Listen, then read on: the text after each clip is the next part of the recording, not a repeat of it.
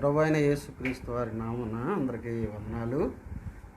మరి 2-3 రోజులు మనం కొన్ని ప్రాబ్లం వల్ల కలుసుకోలేకపోయాం. మరలా ఈ రాత్రి ఈ విధంగా దేవుని వాక్యాన్ని ధ్యానించడానికి దేవుడు మనకు సమయం ఇచ్చారు. అందుని బట్టి ప్రభుని స్తుతిస్తున్నాను. మీ అందరినీ కూడా ప్రేమతో ఆహ్వానం అందిస్తున్నాను. మీరు అందరూ కూడా రండి, బైబిల్ చేత పట్టుకుని ప్రార్థనాపూర్వకంగా దేవుని సన్నిధిలో ఉందాం. దేవుడు మనతో మాట్లాడాలి, మనకు మేలు దయచేయాలని ప్రార్థనాపూర్వకంగా మనం కనిపెట్టి వాక్యాన్ని ధ్యానం చేద్దాం. ప్రార్థన చేసుకుందాం. పరిశుద్ధుడు అయిన తండ్రి, మీ వందనాలు చెల్లిస్తూ ఉన్నాం. మీ కృప ద్వారా మమ్మల్ని రక్షించేంత వరకు సజీవులుగా జ్ఞాపకం చేసుకున్నందుకు వందనాలనైనా. మరి రాత్రి మరొకసారి మీ వాక్యాన్ని జ్ఞాపకం చేసుకోవడానికి మీరు ఇచ్చిన అనుకూలతను బట్టి మరి సెలవు కూడా చక్కగా పనిచేయడానికి కూడా కృపలు ఇచ్చినందుకు స్తోత్రాలు, వందనాలు చెల్లిస్తూ ఉన్నాం. ప్రభా, ఎందరైతే మీ వాక్యం మెడల ఆసక్తితో మీ పాద సన్నిధికి చేరి వస్తున్నారో వారందరినీ కూడా జ్ఞాపకం చేసుకోండి. మీ ఆత్మశక్తి చేత, మీ ఆత్మ బలము చేత నింపండి. ప్రభా, ఈ రాత్రి మీ వాక్యం ద్వారా మీరు మాతో మాట్లాడండి. మీ దాసుని మీరు బలపరచండి నాయన. మీ ఆత్మ చేత నింపి మాకు అవసరమైన సందేశాన్ని అందించండి. వినువారెల్లరికీ కూడా మేలు దయచేయనైనా. ప్రతి ఆటంకం, అభ్యంతరం, సాతాను సంబంధమైన శోధన క్రియలు కూడా యేసుక్రీస్తు నామములో దూరపరచండి. పరిచర్య చక్కగా జరిగి అనేక మందికి మేలు కలిగి మీ నామానికి మహిమ రావడానికి కూడా మీరు సహాయం చేయమని మీ పాదాలకు అప్పగిస్తూ యేసుక్రీస్తు వారి నామముని ప్రార్థన చేసి కార్యక్రమాన్ని ప్రారంభిస్తున్నాం. ప్రీతండ్రి, ఆమేన్. ప్రియులారా, మనం యోహాను సువార్తలో 13వ అధ్యాయంలో మేడగది పరిచర్యలో యేసు ప్రభువారు శిష్యుల పాదాలు కడిగిన అనుభవంలో నుండి మనం కొన్ని విషయాలు గతంగా మన జ్ఞాపకం చేసుకుని రావడానికి ప్రభు కృప చూపించారు. మరొక చిన్న తలంపును అందులోండి ఈ రాత్రి కూడా జ్ఞాపకం చేయాలని నేను ఇష్టపడుతున్నాను. వాక్యం చదువుకుందాం. యోహాను సువార్త 13వ అధ్యాయం 15వ వచనం. నేను మీకు చేసిన ప్రకారము మీరును చేయవలనని మీకు మాదిరిగా ఇలాగూ చేసి తిని. 4వ వచనం కూడా చూడండి. భోజన పంక్తిలో నుండి లేచి తన పై వస్త్రము అవతల పెట్టివేసి ఒక తువాలు తీసుకుని నడుమునకు కట్టుకునేను. ప్రియులారా, ప్రభు అయిన యేసుక్రీస్తు ఈ లోక పరిచర్యను జరిగించి శిలువ కార్యము చేసి పునరుత్థానుడై తర్వాత పరమునకు ఆరోహణమయ్యే సమయము ఆసన్నమైనదని గుర్తించి ఆయనను వెంబడించిన శిష్యులను బలపరచడానికి, ఆదరించడానికి, ధైర్యపరచడానికి, తర్వాత ఆయన వెళ్ళిపోయిన తర్వాత అపోస్తులు చేయవలసిన పరిచర్య కొరకైన సిద్ధపాటును ప్రభువారు ఈ అధ్యాయాల్లో వారికి అనుగ్రహించారు. 13 నుండి 17 వరకు ఉన్న అధ్యాయాల్లో శిష్యులను సిద్ధపరుస్తూ వచ్చిన అనుభవాలు మనం పలు విధాలుగా జ్ఞాపకం చేసుకుంటున్నాం. అందులో ఒక పేర 13వ అధ్యాయంలో ఉన్న మొదటి పేర 1 నుండి 11 వచనాల్లో ప్రాముఖ్యంగా ఈ మేడగది పరిచర్యలో శిష్యుల పాదాలు కడిగిన అనుభవాల్లో ప్రభువారు చూపిన మాదిరి 15వ వచనంలో మనం చదువుకున్నాం. నేను మీకు చేసిన ప్రకారం మీరును చేయవలనని మీకు మాదిరిగా ఎలాగో చేశాను అని. గతంలో నేను చెప్పినట్లుగా కేవలం పాదాలు కడుక్కోవడం అనేది కాదు మాదిరి అనేది. అంటే అక్షరార్థంగా ఒకరి పాదాలు ఒకరు కడుక్కోవాలని కాదు ప్రభు చెప్పేది. కానీ ఇందులో మనం ఆలోచన చేస్తూ ఉన్నప్పుడు ఎన్నో ఆలోచనలు ప్రభు దాచి ఉంచారు. దేవుని ఆత్మ ద్వారా మనం వాటిని గ్రహించడానికి ప్రభు కృప చూపుతున్నారు. కనుక గతంలో మనం ధ్యానించిన ప్రతి విషయంలో ఆయన మనకు ఒక పాఠాన్ని, అక్కడ అపోస్తులు అయినప్పటికీ ఈనాడు మనకి అది బోధగా ఉంది కనుక ఆనాడు వారికి ఒక పాఠంగా ఉన్నది, ఈనాడు మనకు పాఠంగా మనం కూడా దాన్ని ఫాలో అవ్వాల్సిన అవసరత ఉన్నది అని ప్రభు నేర్పిస్తూ ఉన్నాడు. కనుక గతంలో ఆ విషయాలు మనం ధ్యానించాము. ఇప్పుడు 4వ వచనంలో ఒక మాట మనం ఆలోచన చేస్తే, భోజన పంక్తిలో లేచి తన పై వస్త్రం అవతల పెట్టివేసి ఒక తువాలు తీసుకుని నడుమునకు కట్టుకొనేను అనే మాట జ్ఞాపకం చేస్తున్నా. అంటే ఆయన నడుమునకు తువాల కట్టుకుని ఆయన చేసిన పరిచర్య అనేది అక్కడ చాలా విశేషమైంది. పోయిన ఆదివారం నాడు మరి దేవుని మందిరములో వాక్యం అందిస్తున్నప్పుడు లైవ్లో ఆ సంగతి చెప్పాం. కానీ అది యూట్యూబ్లో అప్లోడ్ చేయలేదు కనుక దాని గురించి 4 మాటలు చెప్పి నేను మిగిలిన విషయాలు జ్ఞాపకం చేయాలని ఆశపడుతున్నాను ప్రియులారా. కనుక ఇక్కడ నడుము కట్టుకొనుట అనే మాట దేని చూపిస్తూ ఉందంటే ఒక సిద్ధపాటును చూపిస్తుందని జ్ఞాపకం చేశాను. నడుము కట్టుకొనుట అంటే సిద్ధపాటు అనే సూచన మనం జ్ఞాపకం చేసుకోవచ్చు. నడుము కట్టుకొనుట అంటే నిర్గమాకాండం 12:11లో ఇశ్రాయేలు ప్రజలు ఐగుప్తులో నుండి వారు కనాను ప్రయాణ ప్రారంభంలో దేవుడు చెప్పాడు, మీ నడుములు కట్టుకుని చెప్పులు తొడుగుకొని త్వరపడి తినిచూ మీరు ముందుకు వెళ్ళాలి అని మాట చెప్పాడు. అంటే ఒక ప్రయాణానికి సిద్ధపాటు అనేది అక్కడ చూస్తూ ఉన్నాం. అంటే నడుము కట్టుకొనుట అనేది ఒక సిద్ధపాటును చూపిస్తూ ఉంది. ఇక్కడ అక్షరార్థంగా వారు నడుముకి దట్టీలు కట్టుకునేవారు పాత నిబంధనలో. ఈనాడు ఆ నడుము అనేది దేనికి సూచనగా ఉందంటే పేతురు మొదటి పత్రికలో 1వ అధ్యాయంలో 13వ వచనంలో మీ మనస్సు అని నడుము అనే మాట అన్నాడు. అంటే నడుము దేని గుర్తుగా ఉందంటే మనసు. ఈనాడు దేవుని కొరకు ఏ కార్యం మనం చేయాలన్నా ముందు మనం ఏం చేయాలంటే మన మనస్సును సిద్ధపరచుకోవాలి, మనస్సును కట్టుకోవాలి. అపోస్తులు ఎందుకు అక్కడ లేచి పరిచర్య చేయలేకపోయారంటే వారి మనసులో ఉండకూడని ఆలోచనలు ఉన్నాయి, విపరీతమైన వాదాలతో కూడిన మనస్తత్వాన్ని కలిగిన వారుగా వారు ఉన్నారు. కనుక నేనా అని వంతులు వేసుకుని వారు లేవలేకపోయారంటే వారు మనసును అంచుకోలేకపోయారు, మనసును కట్టుకోలేకపోయారు. కనుకనే వారు పరిచర్య చేయలేకపోయారు. కానీ యేసు ప్రభు వారు నడుము కట్టుకొని అనే మాట తువాలతో నడుము కట్టుకుని అంటే ప్రభువారు తన మనసును కట్టుకుని, అంటే ఆయన మనకలాగా మనసు కట్టుకోవాలి, ఆయన స్వాధీనం ఉండదంటే అలాగని కాదు, ఒక మాదిరి అనేది మనం చూస్తున్నాం. కనుక మీరు ఇలాగున మనసు కట్టుకొనకపోతే ఏ పరిచర్య మీరు చేయలేరయ్యా. కనుక అహంకారం, నేను అనే గర్వం ఇలాంటివి మనలో ఉండకుండా ముందు మనసును అణుచుకోవాలి, మనసును కట్టుకోవాలి, దేవుని కార్యాల కొరకు మనసును సిద్ధపరచుకోవాలని ప్రభు జ్ఞాపకం చేశారు. కనుక దేవుని కార్యాలు మనం ఏది చేయాలన్నా ముందు మన మనసును సిద్ధపరచుకోవాలి, మనసును కట్టుకోవాలి. ఏ విషయాల్లో మనసు కట్టుకోవాలి? గతంలో నేను చెప్పినట్లుగా నేను ఊరిగా రెఫరెన్స్లు చెప్తాను, వివరాలు ఏం చెప్పను. కానీ ఆరాధనలో మన మనసు కట్టుకోవాలి. నిర్గమాకాండం 12:11లో వారు నడుములు కట్టుకుని పాదములు తొడుగుకొని త్వరపడుచూ తినిరి. పస్కా బలి పశువును తినే విధానాన్ని ప్రభు అక్కడ జ్ఞాపకం చేశాడు. అంటే ఆరాధన అనుభవంలో ఆరాధించే మనం మన మనసును కట్టుకోవాలని దేవుని వాక్యం మనకు జ్ఞాపకం చేస్తుంది ప్రియులరా. నెహెమ్యా గ్రంథం 4:6లో పని చేయడానికి వారు మనసులో తీర్మానం చేసుకున్నారు. అంటే దేవుని పని చేసే విషయంలో మన మనసును సిద్ధపరచుకోవాలి, దేవుని పని చేయాలి అన్న ఆ మనసుతో మనం సిద్ధపాటు కలిగి ఉండాలి. దానియేలు గ్రంథం 9:3లో ప్రార్థన చేయడానికి కూడా మనసును కట్టుకోవాలి. మనసు నిలిపి దానియేలు ప్రార్థన చేశాడు. కనుక మనసును మనం కట్టుకోవాలి అనే మాట మనం జ్ఞాపకం చేయబడుతున్నాం ప్రియులరా. తిమోతి పత్రిక 2వ పత్రికలో 3వ అధ్యాయంలో 16వ వచనంలో కూడా దైవజనుడు ప్రతి సత్కార్యములో సిద్ధపాటు కలిగి ఉండాలి.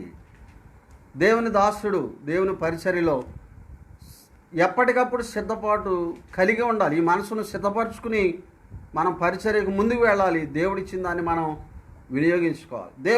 దేవుని దాసుడు బోధించడానికి సిద్ధపడుతున్నప్పుడు మరి వినేవారు కూడా ఇర్మీయా గ్రంథం 6:10లో ప్రజలు కూడా మనసును సిద్ధపరచుకోవాలి. ప్రజలు కూడా మనసును సిద్ధపరచుకుని దేవుని వాక్యం వినటానికి ఆసక్తి చూపించాలి. ఇక్కడ ఒక మాట నేను చెప్పాలని ఆశపడుతున్నాను. ఏంటంటే కొంత ఇబ్బంది అయినా కష్టమైన రోజు ఎంతో కొంత వాక్యాన్ని అందించాలని ఒక ఆలోచనతో ఈ పరిచర్య చేస్తాం. దీనికి కూడా కొంతమంది బాధపడే వాళ్ళు ఉన్నారు, ఇబ్బంది పడే వాళ్ళు ఉన్నారు కదా. వినటానికి కూడా చూడండి, వినటానికి కూడా ఇంత సమయమా ఇంతసేపా ఎలాగా అన్నట్లుగా ఇబ్బంది ఏమీ లేదు. ఇప్పుడు దేవుని వాక్యం దేవుడు అందించమన్నాడు, అందిస్తున్నాం. ఆసక్తిగా ఉన్నవారు వింటే మీరే మేలు పొందుకుంటారు. ఒకవేళ లేదనుకుంటే ఇది నిర్బంధం లేదు కదా. కనుక సెల్ ఫోన్లు ఆపేసుకోవచ్చు ఎవరికి వాళ్ళే. కనుక దేవుని వాక్యం దొరకటమే అరుదు. మరి దాని విషయంలో మనం ఎటువంటి ఇబ్బంది పడకుండా వినటానికి ముందు మనం సిద్ధపరచుకుని రాత్రి దేవుడు నాతో ఏం మాట్లాడాలని ఆసక్తితో మనం వస్తే నువ్వు సమయాన్ని మర్చిపోయే వాక్యాన్ని అంటావు. కనుక వాక్యం ఎంతో సమృద్ధిగా దొరికితే మనకంత మేలు ఉంటుంది అనే మాట మనం చూస్తున్నాం. అదే కొరింథీ 2వ పత్రిక 8వ అధ్యాయంలో 11, 12 వచనాలు. కొరింథీ 2వ పత్రిక 8వ అధ్యాయంలో 11, 12 వచనంలో ప్రభుకి ఇచ్చే విషయంలో కూడా మనసును సిద్ధపరచుకోవాలి. మనసులో నిర్ణయించుకున్న ప్రకారంగా దేవుని కొరకు, కార్యాల కొరకు ధారాళంగా మనం ఇవ్వటం అనేది నేర్చుకోవాలి. ఈ విధంగా మనసు అనే నడుము కట్టుకుని దేవుని కార్యాల కొరకై మనం ముందుకు రావాలని దేవుని వాక్యం సెలవిస్తుంది. సరే, ఇక్కడ ప్రభువారు నడుముకి ఏం కట్టుకున్నారంటే ఒక టవలు కట్టుకున్నారు ప్రియులరా. టవలు కట్టుకుని ఆయన పరిచర్య చేసినట్లుగా మనం చూస్తున్నాం.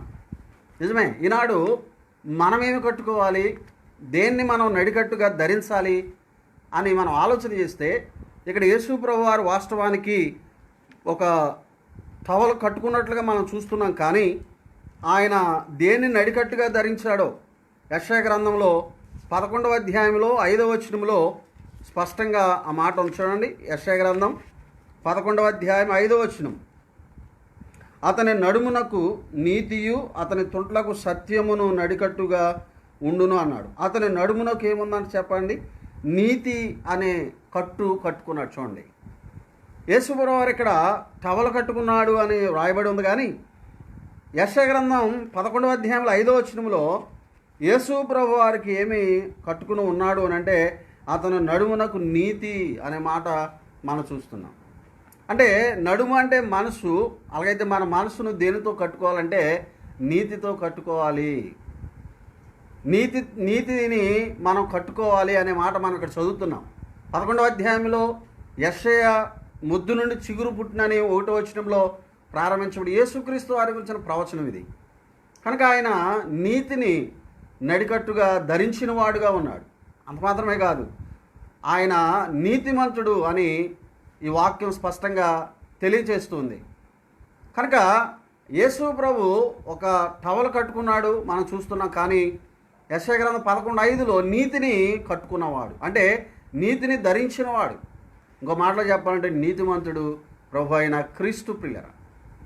ఆయన నీతిమంతుడు అని దేవుని వాక్యం మనం సారిసారి జ్ఞాపకం చేసుకున్నాం కదా. మత్తయి సువార్త 27వ అధ్యాయంలో 9వ వచనంలో యేసు ప్రభుని గురించి పిలాతు భార్య అన్నది, ఆ నీతిమంతుని జోలికి నీవు పోవద్దు అని. ఒక అన్యురాలు యేసు ప్రభుని గురించి ఏమని సాక్ష్యం ఇచ్చిందంటే ఆయన నీతిమంతుడు అని సాక్ష్యం ఇచ్చింది. లూకా సువార్త 23వ అధ్యాయంలో 47వ వచనంలో శతాధిపతి యేసు ప్రభు శిలువ మరణాన్ని దగ్గర గుండా చూసిన ఆ శతాధిపతి ఈయన నిజముగా నీతిమంతుడు అని సాక్ష్యం ఇచ్చాడు ప్రియులరా. అపోస్తుల కార్యముల గ్రంథంలో 3వ అధ్యాయం 13వ వచనానికి వెళ్తే పేతురు యోహాను పరిచర్యలో పరిశుద్ధుడును నీతిమంతుడైన క్రీస్తు అనే మాట అక్కడ జ్ఞాపకం చేయబడుతుంది. ఇంకా క్రొత్త నిబంధనలో ఎన్నోసార్లు ప్రభు అయిన యేసుక్రీస్తు వారు నీతిమంతుడు అని స్పష్టంగా దేవుని వాక్యము జ్ఞాపకం చేయబడుతుంది. నిజమే ప్రియులరా, ప్రభు అయిన యేసుక్రీస్తు వారు నీతిమంతుడు. అందుకనే పేతురు మొదటి పత్రికలో 3:18లో కూడా రాశాడు, నీతిమంతుడైన క్రీస్తు అనే మాట రాశాడు. 3:18 మొదటి పేతురు పత్రికలో కదా. క్రీస్తు ఏమి కలిగి ఉన్నాడు, ఏమి కట్టుకున్నాడు, ఏమి ధరించుకుని ఉన్నాడంటే నీతి అనే మాట మనం చదువుతున్నాం ప్రియులరా. ఆయన నీతిమంతుడు. అలాగైతే మనం ఎవరము అని మనం ఆలోచన చేస్తున్నప్పుడు మనము అనీతిమంతులం. మొదటి పేతురు పత్రిక 3:18లో అన్నాడు, అనీతిమంతులు కొరకు నీతిమంతుడైన క్రీస్తు. మనం ఎవరు?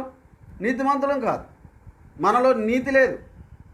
ఏమండి, మనం పైకి ఎన్నికలు చెప్పుకున్నా నీతి లేని వారంగా ఉన్నామని వాక్యం చెప్తుంది. రోమా 3:11లో అన్నాడు, నీతిమంతుడు లేడు, ఒక్కడు కూడా లేడు అన్న స్పష్టమైన సత్యం అక్కడ వ్రాయబడి ఉన్నది ప్రియులరా.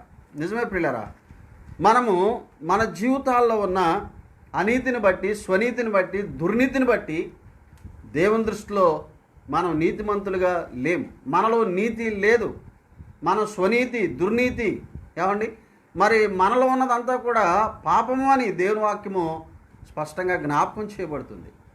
అలాగైతే ఈ అనీతిమంతుడు అయిన మన కొరకు నీతిమంతుడైన క్రీస్తు శరీర విషయంలో మరి ఆయన చంపబడి అని 1 పేతురు పత్రిక 3:18 మనం చదువుతున్నాం ప్రియులారా. నిజమే.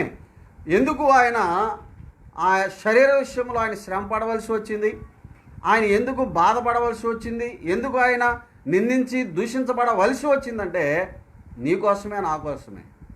మనలో నీతి లేదు. ఎందుకంటే మనం కొన్ని పనులు చేసి మనం నీతిమంతులు అనుకుంటే యెషయా గ్రంథం ఏమంటుందంటే మన స్వనీతి క్రియలు దేవుని దృష్టిలో మురికి గుడ్డలు, మన స్వనీతి క్రియలు దేవుని దృష్టిలో మురికి గుడ్డలు అని దేవుని వాక్యము స్పష్టంగా వ్రాయబడుతుంది పిల్లరా. అలాగైతే మన స్వనీతి క్రియలు దేవుని ఎదుట నీతిగా లేదు, మన జీవిత విధానం నీతిగా లేదు, అసలు మనలో నీతి లేదు. మరి మనలో ఉన్న అనీతిని బట్టి, స్వనీతిని బట్టి, దుర్నీతిని బట్టి మనము రేపు శిక్షకు పాత్రులమై ఉండగా ఈ అనీతిమంతులమైన నిన్ను నన్ను యేసు ప్రభువారు ప్రేమించాడు. నీతిమంతుడైన క్రీస్తు ఈ లోకానికి వచ్చి 33.5 సంవత్సరాలు జీవించి ప్రియులరా నీ కొరకు నా కొరకు ఆయన అప్పగించుకుని అన్యాయమైన తీర్పును పొంది అవమానించబడి కొడాదెబ్బలు తిని కలువరి పొందారు. అనీతిమంతులమైన మన కొరకు నీతిమంతుడైన క్రీస్తు శరీర విషయంలో చంపబడి ఆత్మ విషయంలో బ్రతికింపబడి అనే మాట 1 పేతురు పత్రిక 3:18 మనం చదువుతున్నాం. ఎందుకు యేసు ప్రభువారు మరి నీతిమంతుడయ్యుండు కూడా ఘోరమైన సిలువ ఆయన పొందాడు, ఘోరమైన మరణాన్ని పొందారు అనంటే నీకోసమే బాబు, నా కోసమే. మనం చేసే పనులు, మన క్రియలు, మన పద్ధతులు మనం నీతిమంతులుగా చేయాలి. మనం నీతి లేకపోతే మనం దేవునికి సమీపించలేం, దేవుని రాజ్యానికి చేరలేం, శిక్షకు పాత్రులం. కనుక ఆ నీతిమంతుడైన క్రీస్తు నిన్ను ప్రేమించి నీ కొరకై శరీర విషయంలో ఆయన చంపబడ్డాడన్న సత్యాన్ని జ్ఞాపకం చేసుకోవాలి. రోమపత్రికలో 4:25 ఇలాగ ఉంది. 4:25 మనము ఆయన మన అపరాధముల నిమిత్తం అప్పగింపబడి మనము నీతిమంతులుగా తీర్చబడుటకై లేపబడింది. ఆయన చనిపోయాను, సమాధి చేయబడ్డాడు. మూడో మాట మనం ఆలోచన చేస్తున్నప్పుడు మనం నీతిమంతులుగా చేయడానికి తిరిగి లేపబడ్డాడు. యేసు ప్రభువారు కేవలం నీ కొరకు ప్రాణం పెట్టినవాడు మాత్రమే కాదు, ఆయన చనిపోయి సమాధి చేయబడి 3వ దినమున తిరిగి లేచాడండి. చనిపోయిన తర్వాత తిరిగి లేచిన వారు ఎవరైనా చరిత్రలో ఉన్నారంటే యేసు ప్రభువారే. ఎందుకు ఆయన తిరిగి లేవగలిగారు అని అంటే ఆయనలో ఏ పాపము కూడా లేదు, ఆయన నీతిమంతుడు. కనుక పాతాళం ఆయన్ని బంధించి ఉంచలేకపోయింది, మరణం ఆయన్ని బంధించి ఉంచలేకపోయింది. కనుక నీతిమంతుడైన క్రీస్తు సజీవుడుగా తిరిగి లేచాడు, 3వ రోజున లేచాడండి. ఎందుకు? నిన్ను నన్ను నీతిమంతులుగా చేయడానికి. సిలువలో ఆయన రక్తము కార్చాడు. ఎందుకు? మనల్ని నీతిమంతులుగా చేయడానికి. రోమపత్రిక 5వ అధ్యాయంలో 9వ వచనం మనం చూస్తే, కాబట్టి ఆయన రక్తము వలన ఇప్పుడు నీతిమంతులుగా తీర్చబడి, యేసు ప్రభు సిలువలో చిందించిన ఆయన అమూల్యమైన రక్తము ద్వారా మనం నీతిమంతులుగా చేయబడ్డాం పిల్లరా. అంటే ఆ రక్తం ఎందుకు కార్చాడంటే సమస్త మానవాళిని నీతిమంతులుగా చేయాలని, వారి దుర్నీతి నుండి, స్వనీతి నుండి మరి వారిని విడిపించాలని నీతిమంతుడైన క్రీస్తు నీ కొరకు నా కొరకు ఆయన మరి సిలువలో ఆయన ప్రాణం పెట్టి రక్తము కార్చి సమాధి చేయబడి 3వ రోజున తిరిగి లేచారు. అలాగైతే నీ జీవితంలో ఎప్పుడు నీతిమంతుడిగా చేయబడతావు అనంటే నీ కొరకై ప్రాణం పెట్టి సజీవుడిగా తిరిగి లేచిన యేసు ప్రభునందు ఎప్పుడైతే నువ్వు విశ్వాసం ఉంచుతావో అప్పుడు దేవుడు నిన్ను నీతిమంతుడిగా చేస్తాడు అని దేవుని వాక్యము స్పష్టంగా వ్రాయబడుతుంది. చూడండి, రోమపత్రికలోనే మనం జ్ఞాపకం చేసుకుంటే 5వ అధ్యాయం 1వ వచనంలో, కాబట్టి విశ్వాసం మూలమున మనము నీతిమంతులముగా తీర్చబడి, విశ్వాసం మూలంగా అంటే ప్రభు అయిన యేసుక్రీస్తునందు విశ్వాసం ఉంచుట వలన మనం ఏం చేయబడ్డాము? నీతిమంతులుగా చేయబడ్డాం. మనం నీతిమంతులుగా చేయబడ్డానికి మనం ఏమి చేయవలసిన అవసరం లేదు. ఒకవేళ మనం ఏదైనా చేసినా కూడా దేవుని దృష్టిలో అది మురికి గుడ్డ. కానీ కేవలం విశ్వాసం. రోమపత్రికలో గొప్ప విషయం ఏంటంటే విశ్వాసం ద్వారా మనం నీతిమంతులుగా చేయబడుతున్న గొప్ప సత్యాన్ని పౌలు స్పష్టంగా వ్రాస్తూ వచ్చాడండి. కనుక ఇవాళ మన భక్తి, మన విధానాలు, మన చేసే దాన ధర్మాలు ఇవి మనం నీతిమంతులుగా తీర్చలేవు. మనుషుల దృష్టిలో గొప్పవారిగా ఎంచవచ్చేమో, కానీ దేవుని దృష్టికి అది సరిపోదు. దేవుని దృష్టిలో మనం నీతిమంతులుగా ఎంచబడం. కానీ యేసు ప్రభువునందు విశ్వాసం ఉంచడం ద్వారా మనం నీతిమంతులుగా చేయబడుతున్నాము. రోమా 6:16 చూడండి, రోమా 6:16 లేక 17 మీరు పాపమునకు దాసులై ఉంటిరి కానీ ఏ ఉపదేశ క్రమమున మీరు అప్పగింపబడితురో దానికి హృదయపూర్వకంగా లోబడిన వారై పాపము నుండి విమోచింపబడి నీతికి దాసులైరి. ఇందుకు దేవునికి స్తోత్రం. మీరు ఏ ఉపదేశానికి మీరు అప్పగించుకుంటున్నారు, ఏ వాక్యం మీరు వింటున్నారో ఆ వాక్యానికి మీరు లోబడి ఆ వాక్యాన్ని విశ్వసించి యేసు ప్రభువునందు విశ్వాసం ఉంచడం ద్వారా పాపం నుండి విమోచించబడి ఏం చేయబడ్డారు? నీతిమంతులుగా చేయబడ్డారు. నీతిమంతులుగా చేయబడ్డారు. ఇందుకు దేవునికి స్తోత్రం అనే మాట జ్ఞాపకం చేస్తాడు. అవును కదండి. కేవలం యేసు ప్రభువునందు విశ్వాసం ఉంచడం ద్వారా ఆయన రక్తములో ఆయన మనల్ని కడిగి ఆయన మనల్ని నీతిమంతులుగా చేశాడు అని దేవుని వాక్యం స్పష్టంగా వ్రాయబడుతుంది. కొరింథీ 1:6-11 కూడా మనం చూస్తే దేవుని ఆత్మ ద్వారా మనం నీతిమంతులుగా చేయబడ్డామని కూడా దేవుని వాక్యం స్పష్టంగా ఉంది. మీలో కొందరు అట్టివారైంటురి కానీ ప్రభు అయిన యేసుక్రీస్తు నామమునను మన దేవుని ఆత్మయందును మీరు కడగబడి పరిశుద్ధపరచబడిన వారై నీతిమంతులుగా తీర్చబడితిరి. ఒకప్పుడు ఘోరమైన పాప స్థితి కలిగి ఉన్న వారు దేవుని ఆత్మ ద్వారా కడగబడి పరిశుద్ధపరచబడి నీతిమంతులుగా చేయబడ్డారు. ఎంత గొప్ప భాగ్యం! ఒకప్పుడు పాపిగా పిలువబడుతున్న నన్ను, పాపాత్ముడుగా మరి పిలువబడుతున్న నన్ను దేవుడు ఏం చేశాడు? ఇప్పుడు నీతిమంతుడుగా చేశాడు. ప్రియులరా, నీతిమంతుడు అనే పేరు దేవుడు నా బ్రతుకుల్లో దయచేశాడు అనే మాట మనం చూస్తున్నాం. అవును ప్రియులరా, దేవుని నీతి మరణం నుండి రక్షిస్తున్నాడు. సామెతల గ్రంథం 11:4 11వ అధ్యాయం 4 వచనం అనుకుంటా, నీతి మరణము నుండి రక్షిస్తుంది. నిజమే, మన నీతి కాదు, దేవుని నీతి. చెప్పండి, మనలను ఆ నరక శిక్ష నుండి మరణము నుండి రక్షించి నీతిమంతుడు అనే పేరు మనకి ఆపాదించబడింది. పాపం నుండి విమోచించబడ్డాం, నీతికి దాసులయ్యాం. అందుకు దేవునికి స్తోత్రం. ఈ అనీతిమంతుడిని దేవుడు నీతిమంతుడిగా మార్చాడు. ఎంత గొప్ప భాగ్యం అండి! మరి నీతిమంతుడిగా చేయబడిన మనం ఏం చేయాలి అని మనం ఆలోచన చేస్తే కొరింథీ మొదటి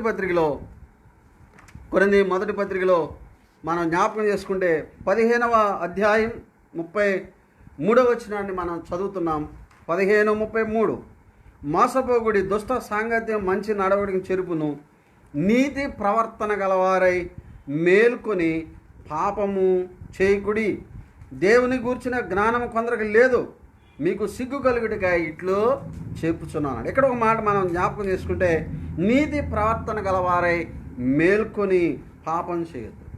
దేవుడు మనల్ని నీతిమంతులుగా చేశాడు. అలాగైతే మన అనుదిన జీవితంలో మనము దేన్ని అనుసరించి జీవించాలంటే నీతిమంతులంగా మనం జీవించాలని ప్రభు ఆశపడుతున్నాడు. నేను నీతిమంతుడిని కనుక మీరు కూడా ఎలా బ్రతకాలి? నీతిగా బ్రతకాలి. కష్టం వచ్చినా, ఇబ్బంది వచ్చినా, శోధనలు వచ్చినా ఏమండి, నీతి తప్పి మనం ప్రవర్తించకూడదండి. దేవుని పిల్లలు స్వార్థం కొరకు, లాభాపేక్ష కొరకు, మరేదో ఆశించో మనం నీతిని తప్పేవారంగా ఉండకూడదు అని దేవుని వాక్యం మనకి స్పష్టంగా చెప్తుంది. అందుకనే కొండ మీద ప్రసంగంలో మత్తయి సువార్త 5వ అధ్యాయంలో ప్రభు అయిన యేసుక్రీస్తు వారు స్పష్టంగా చెప్పారు, నీతి నిమిత్తమై ఆకలి దప్పులు గలవారు ధన్యులు కదండి. నీతి కొరకు ఆకలి దప్పులు గలవారు ధన్యులు, వారు తృప్తిపరచబడతారు. 5:6 10వ వచనంలో కూడా చూస్తే, నీతి నిమిత్తం హింసింపబడి వారు ధన్యులు, పరలోక రాజ్యము వారిది. నీతిమంతులుగా చేయబడిన తర్వాత నువ్వు ఈ భూ సంబంధమైన దీవెనల కొరకు నీతి తప్పి ప్రవర్తిస్తే నీ జీవితానికి ఆశీర్వాదం లేదు, నిజమైన దీవెన లేదు, దేవునికి సంతోషం లేదు. ఆకలైనా, దప్పులైనా, కష్టమైన, నష్టమైన, నిందలైన, దోషములైనా మనం ఎలా బ్రతకాలి? నీతిగా బ్రతకాలి. నీతి ప్రవర్తన గలవారై మేల్కొని పాపము చేయొద్దు. దేవుడు మన నీతిమంతులుగా చేశాడు. నీతిమంతులుగానే జీవించాలి, నీతిమంతులుగా బ్రతకాలి, నీతిమంతులుగా చనిపోవాలి. కొరింథీ మొదటి పత్రిక 6వ అధ్యాయము మీరు చదువుకోండి. ఒకప్పుడు ప్రభువుని నమ్మక ముందు ప్రియులరా మన అవయవాలను మరి దుర్నీతికి సాధనాలుగా మనం అప్పగించుకున్నాం. ఏమండి, రోమాపత్రికలో 6వ అధ్యాయంలో దుర్నీతి సాధనాలుగా అప్పగించాం. ఈ అవయవాలన్నీ కూడా దుర్నీతి సాధనాలుగా ఉపయోగించాం. ఈ నోరు, కన్ను, చెవి, ముక్కు, చేతులు, పాదాలు, ప్రవర్తన అంతా కూడా మరి ఇప్పుడు నీతిమంతులుగా చేయబడ్డాం. ఇప్పుడు మనల్ని మనం ఎవరికి సమర్పించుకోవాలి? ప్రభువుకు సమర్పించుకోవాలి. ఓ మాట చదువుదాం. రోమపత్రిక 6వ అధ్యాయం 13వ వచనం చూడండి. మరియు మీ అవయవములను దుర్నీతి సాధనములుగా పాపమునకు అప్పగింపకుడి, అయితే మృతులలో నుండి సజీవులం అనుకుని మిమ్మల్ని మీరే దేవునికి అప్పగించుకొనుడి. మీ అవయవములను నీతి సాధనములుగా దేవునికి అప్పగించండి. నీతి సాధనములుగా దేవునికి. అయ్యమ్మా, నీ దేహము ద్వారా దేవునికి మహిమ రావాలి. దేవుడు నిన్ను నీతిమంతుడుగా చేశాడు. నీవు నీ అవయవాలను దేనికి అప్పగించాలి?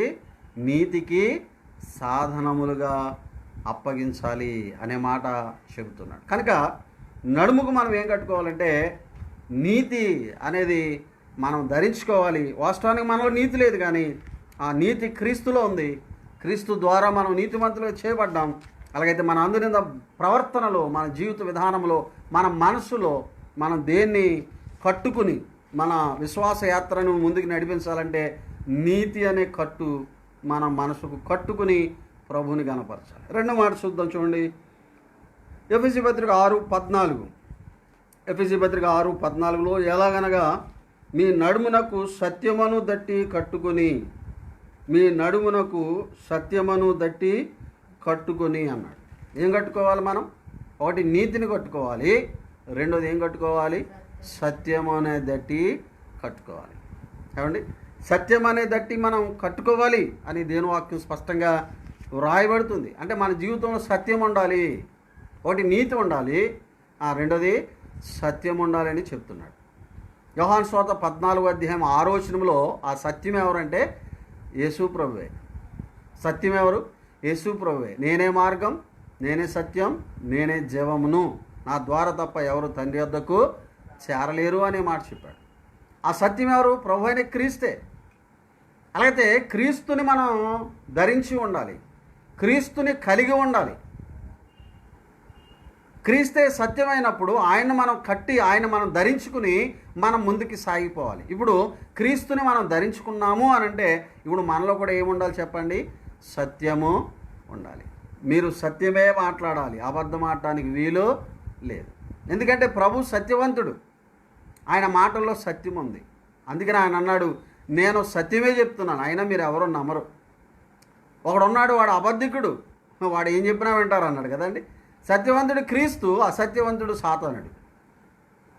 మనం ఎవరికి దాసులుగా ఉంటున్నాం? సత్యవంతుడని క్రీస్తును ధరించుకున్న మనం ప్రతి విషయంలో ఏం మాట్లాడాలి? సత్యమే మాట్లాడండి. కష్టమైనా పర్వాలేదు, ఇబ్బంది అయినా పర్వాలేదు, ఏమండి కొంత గలిబిలైనా పర్వాలేదు, ఏం మాట్లాడాలి? సత్యం. సత్యం అంటే వాస్తవం, ఉన్నది ఉన్నట్లే మాట్లాడాలి. అది దేవుని పిల్లల లక్షణం. ఎప్పుడూ అది మనం కలిగి ఉండగలమంటే మనం సంపూర్ణంగా క్రీస్తు మనసు కలిగి, క్రీస్తును ధరించుకున్న అనుభవం కలిగి ఉన్నాను అని మనం ఒక స్పృహ కలిగి ఉన్నప్పుడు ఆ విషయాన్ని మనం కలిగి ఉండగలం ప్రియులారా. అంతే మాత్రమే కాదు, యోహాను సువార్త 17:17 అన్నాడు, నీ వాక్యమే సత్యము అన్నాడు. వాక్యం ఏంటి చెప్పండి? సత్యము అన్నాడు. అలాగైతే మనం దేన్ని కట్టుకోవాలి? వాక్యాన్ని కట్టుకోవాలి. పాత నిబంధనలో కత్తిని కట్టుకొని, నెహెమ్యా గ్రంథం 4వ అధ్యాయంలో వారు పని చేస్తూ ఉన్నప్పుడు నడుమునకు కత్తి కట్టుకున్నారు. నిర్గమకాండం 32వ అధ్యాయంలో మోషే కొండ మీద నుండి కిందకు వస్తున్నప్పుడు ప్రజలందరూ దూడ ఎదుట డ్యాన్స్ వేస్తున్నప్పుడు అక్కడ మరి కొంతమంది నడుమునకు కత్తులు కట్టుకొని వారిని సంహరించిరి అన్నాడు. నడుమునకు కత్తి. ఏమండి, కత్తి అంటే వాక్యం, సత్యం. అదే మన నడుమునకు దేవుని వాక్యం అనే కత్తి, ఖడ్గాన్ని మనం ధరించాలి. ఎందుకంటే అపవాదిని మనం ఎదిరించాలంటే దేవుని వాక్యం అనే ఖడ్గం మన చేతిలో ఉండాలండి. అందుకని యోహాను సువార్త 17:17 అన్నాడు, నీ వాక్యమే సత్యం. సహోదరుడు, సహోదరి, దేవుని వాక్యం వింటున్నావు, దేవుని వాక్యం చదువుతున్నావు, దేవుని వాక్యాన్ని గ్రహిస్తున్నావు, నిజమే. అయితే ఆ సత్యాన్ని అనుసరించి జీవిస్తున్నారా? దేవుని వాక్యానికి లోబడుతున్నారా? దేవుని చిత్తానికి లోబడుతున్నారా? గమనించండి ప్రియులారా. తీతు పత్రిక 1:9 ఏమండి, యూదా పత్రిక 1:3 చూడండి, మనకు అప్పగించబడిన వాక్య సత్యం కొరకు, వాక్య బోధ కొరకు మనం పోరాడవలసిన వారమై ఉన్నాం. అందుకని పౌలు తిమోతితో ఒక మాట వ్రాస్తూ, తిమోతి రెండవ పత్రికలో 4వ అధ్యాయంలో 4వ వచనం చూడండి, 3-4 వచనాలు చదువుతుంది. ఎందుకనగా జనులు హితబోధను సహింపక దురద చెవులు గలవారై తమ స్వకీయ దురాశలకు అనుకూలమైన బోధకులను తమ కొరకు పోగు చేసుకుని సత్యమునకు చెవినీయక కల్పనా కథల వైపునకు తిరుగు కాలము వచ్చును. చూసారా, దేనికి చెవివరు? ఇవాళ సత్యమునకు చెవివరు. వాస్తవం వాక్యంగా చెబితే వాళ్ళకి ఈరోజు బుర్రకు ఎక్కట్లేదండి. వాక్యం టు వాక్యం చెప్తే ఏదో వాక్యం చెప్పాడా అంటున్నారు. వాక్యంతో పాటు కొన్ని కలపాలంట. కానీ దేవుని వాక్యంలో కొరింథీ పత్రికలో పౌలు రాశాడు, మీరు అనేకుల వలె కలిపి చెరిపేడి బోధకులు వలె ఉండొద్దు అని చెప్పాడండి.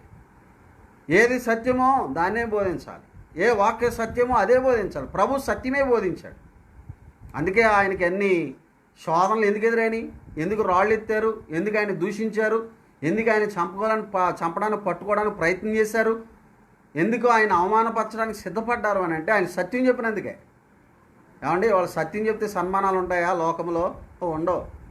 సత్యం చెప్పినాడికి సన్మానం ఉండదు, ఎప్పుడు రాళ్ళ దెబ్బలే ఉంటాయి. చూడండి, కనుక ప్రియులారా, అయినా సరే మనం ఏం పలకాలి? మీరు సత్యమే పలకండి.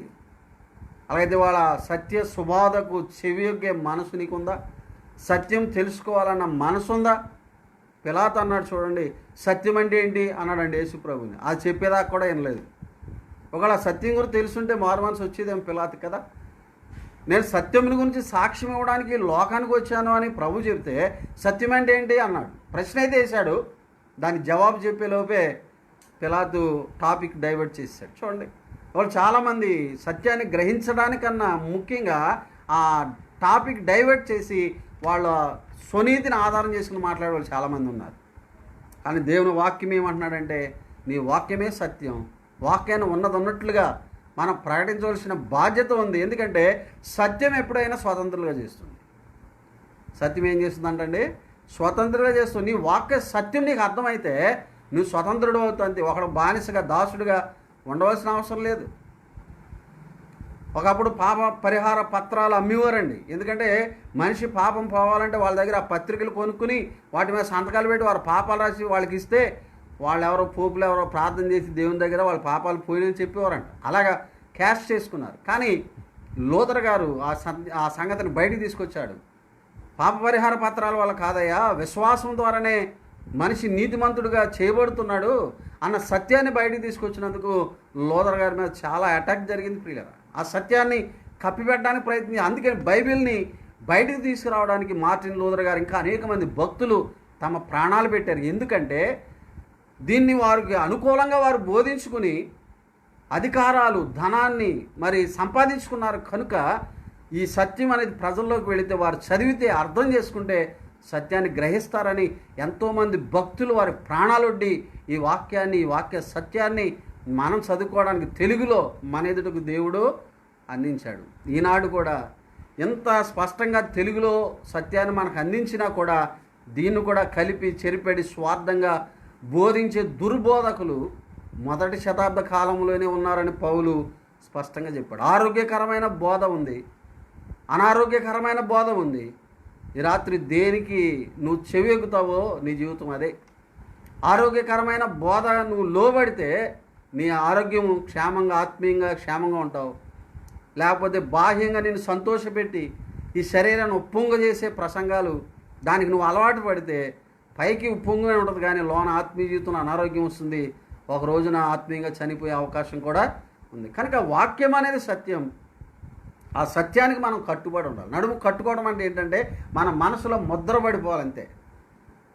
ఒక వాక్య సత్యాన్ని మనం నేర్చుకుంటున్నప్పుడు ఆ వాక్య సత్యానికి మనం కట్టుబడి ఉండాలి. ఏదైనా సరే మనం తెగించి ముందుకు వెళ్ళాలి. విచారం ఏంటంటే మనం వింటాం, కానీ మన ఇంటి దాకా సత్యం వచ్చేటప్పటికి ఆళ్ళండి ఏళ్ళండి మనమే సత్యం మార్చడానికి ప్రయత్నం. అంటే ఎంత సత్యం విని కూడా వాక్య సత్యం ఇది అని గ్రహించి కూడా నీ ఇంటిలో, నా ఇంటిలో, మన ఇంటిలో ఆ సత్యాన్ని కార్యాల ద్వారా చూపించలేకపోతున్నామంటే ఇప్పుడు సత్యాన్ని మనం కట్టుకున్న వారమేనా? మన మనసు అనే నడుముకు సత్యాన్ని కట్టుకున్న వారమేనా? ఆలోచన చేయాలి. ఇది కేవలము దుష్టుడి నుండి కాపాడేది మాత్రమే కాదు, నీ భక్తిని కాపాడేది దేవుని వాక్య సత్యం. కనుక సత్యాన్ని మనం ధరించిన వారంగా ఉండాలి. క్రీస్తుని ధరించాలి, ఆయన వాక్య సత్యాన్ని ధరించే వారంగా మనం ఉండాలని జ్ఞాపకం చేస్తున్నాం. అంత మాత్రమే కాదు, తిమోతి మొదటి పత్రికలో 3వ అధ్యాయంలో 3వ అధ్యాయం 15వ వచనం చదువుతున్నాను. అయినను నేను ఆలస్యము చేసిన దేవుని మందిరములో అనగా జీవము గల దేవుని సంఘములో జనులు ఎలా ప్రవర్తించవలనో అది నీకు తెలియవని ఈ సంగతి నీకు వ్రాయిచున్నాను. ఆ సంఘము సత్యమునకు స్తంభము అన్నాడు. మూడోది ఏంటంటే సంఘము. సంఘము అనే సంఘ సత్యం. ఒకటి క్రీస్తు సత్యం, రెండు ఆయన వాక్యం సత్యం, మూడోది సంఘము సత్యం. ఈ లోకంలో ఏదైనా అంతరించిపోద్ది, కానీ స్థిరంగా నిలిచేది ఏంటంటే సంఘమే. కనుక ప్రియులరా, సంఘము సత్యం, ఆ సంఘము సత్యము అన్నాడు. అంటే అర్థం ఏంటి?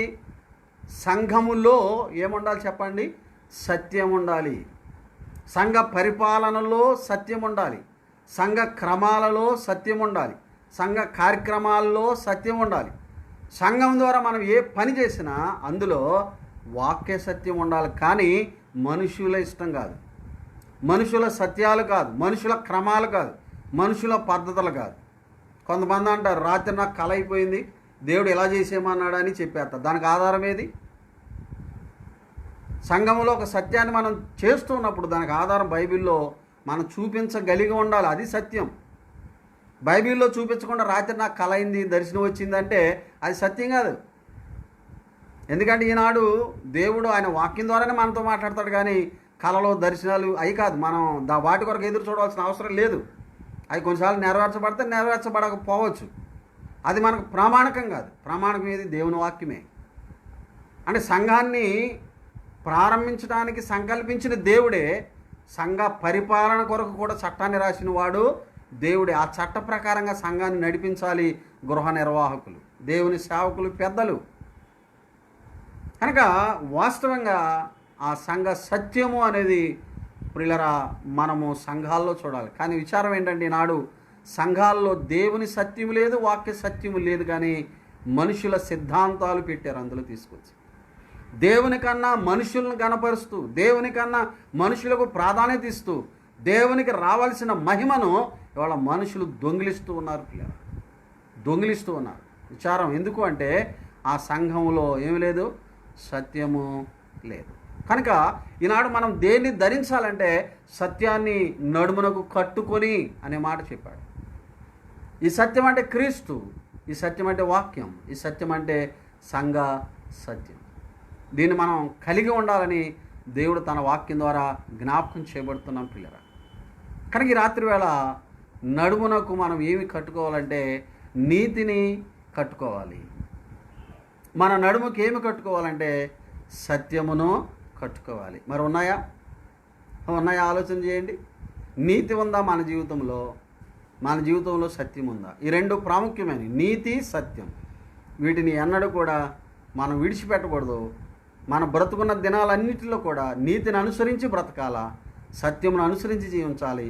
తద్వారానే దేవునికి ఘనత వస్తుంది, తద్వారానే దేవునికి మహిమ వస్తుంది. క్రీస్తు ప్రభుల వారు ఆయన నడుమునకు తువాల కట్టుకున్నారు. వస్త్రం అనేది వాస్తవంగా ప్రవర్తనను చూపిస్తూ ఉంది కదండి. అందుకని మనం చదువుకున్న నీతి ప్రవర్తన గలవారై మేల్కొని అనే మాట. అదే సమయంలో ప్రభువుని నమ్మిన ప్రతి ఒక్కరు కూడా నీతిగా జీవించడానికి ప్రయత్నం చేయాలి. సత్యమును అనుసరించి సాగిపోవడానికి మనము ప్రయత్నం చేయాలి. అలా చేసినప్పుడే దేవునికి మహిమ, మనకి ఆశీర్వాదం. కనుక మన జీవితాలు ఎలాగున్నాయో దేవుని వాక్యపు వెలుగులో మనం పరిశీలన చేసుకుందాం, పరీక్ష చేసుకుందాం. నేను నీతిని అనుసరిస్తున్నానా, సత్యాన్ని వెంబడిస్తున్నానా లేదో పరిశీలన చేసుకుందాం. దేవుడి కొద్ది మాటలు మన కొరకు దీవించును గాక. ఆమేన్. ప్రార్థన చేద్దాం. పరిశుద్ధుడైన తండ్రి, మీ వందనాలు.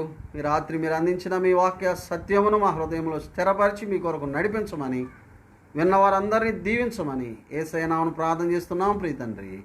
ఆమేన్. అందరికీ వందనాలు.